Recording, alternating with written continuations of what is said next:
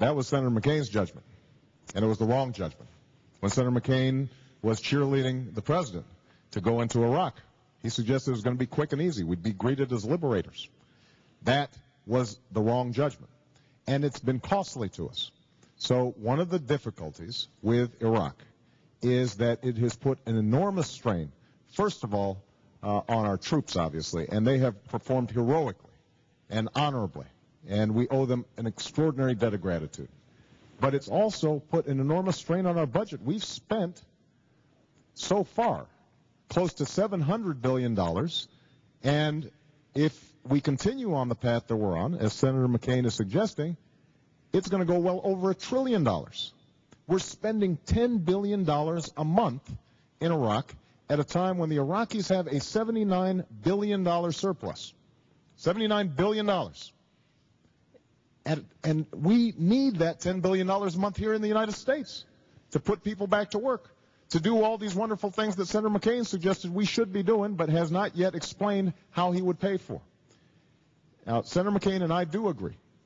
This is the greatest nation on earth. We are a force of good in the world. But there has never been a nation in the history of the world that saw its economy decline and maintained its military superiority.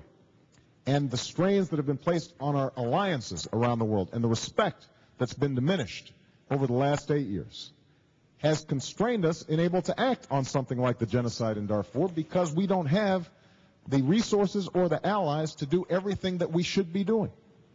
That's going to change when I'm president, but we can't change it unless we fundamentally change Senator McCain's and George Bush's foreign policy. It has not worked for America. Senator Obama, let me ask you, let's see if we can establish tonight the Obama doctrine and the McCain doctrine for the use of United States combat forces in situations where there's a humanitarian crisis, but it does not affect our national security. Take the Congo, where 4.5 million people have died since 1998, or take Rwanda in the earlier and dreadful days, or Somalia. What is the Obama doctrine for use of force that the United States would send when we don't have national security issues at stake? Well, we may not always have national security issues at stake, but we have moral issues at stake. If we could have intervened effectively in the Holocaust, who among us would say that we had a moral obligation not to go in? If we could have stopped Rwanda, surely if we had the ability, that would be something that we would have to strongly consider and act. So, when genocide is happening, when ethnic cleansing is happening somewhere around the world, and we stand idly by, that diminishes us. And so I do believe that we have to consider it as part of our interests, our national interests, in intervening where possible. But understand that there's a lot of cruelty around the world. We're not going to be able to be everywhere all the time. That's why it's so important for us to be able to work in concert with our allies. Let's take the example of Darfur just for a moment. Right now, there's a peacekeeping force that has been set up, and we have African Union troops in Darfur to stop a genocide that has killed hundreds of thousands of people. We could be providing logistical support, setting up a no-fly zone at relatively little cost to us, but we can only do it if we can help mobilize the international community and lead. And that's what I intend to do when I'm president. Senator McCain, the McCain doctrine, if you will.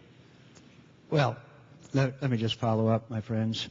If we had done what Senator Obama wanted done in Iraq, and that was set a date for withdrawal, which General Petraeus, our chairman of our Joint Chiefs of Staff, said would be a very dangerous course to take for America, then we would have had a wider war. We would have been back.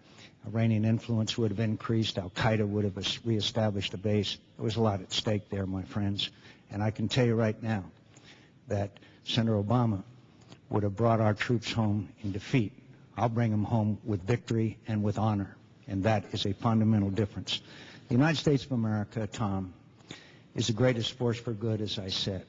And we must do whatever we can to prevent genocide, whatever we can to prevent these terrible calamities that we have said never again. But it also has to be tempered with our ability to beneficially affect the situation. That requires a cool hand at the tiller. This requires a person who understands what the limits of our capability are. We